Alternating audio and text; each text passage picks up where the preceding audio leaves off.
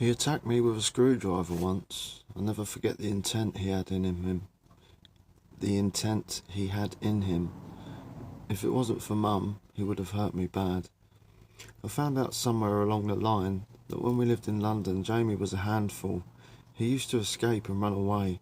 Mum cut her foot running down the street barefoot after him.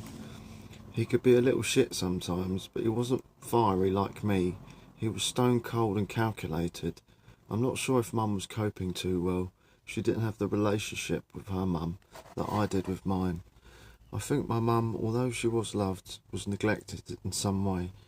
Being a large family, my dear Nan and Grandad had 4 girls and a boy. They didn't have much. People were poor where we came from. What struck me was Mum mentioned she'd have to restrain him with a scarf or a belt. She'd tie him up temporarily to stop him doing silly things. But he'd escape, eat all the biscuits from the cupboard, then re-tie himself back up. This is where I realised he'd learned to tie me up. Quite ridiculous to think this is child abuse, but I knew it wasn't like that.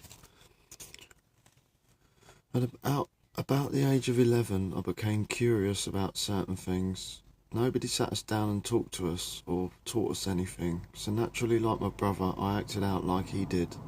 I'd never seen somebody naked. I had no sexual desires or knew what that was, but one day I saw my sister naked.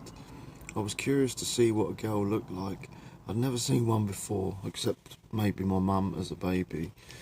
We never saw things on TV or had the internet back then. The world was quite insular. On a particular evening, my brother was out with friends. Mum was in the shower, and me and my sister were drawing together. We used to play, unlike my brother, keep fighting. My sister and I got on well. We were very close. I loved her and she loved me. I don't know why, but I suggested we get naked. I knew people can judge and think what you will, but there was no sexual desires or control or force. It was mutually curiosity, which is natural for children to experiment.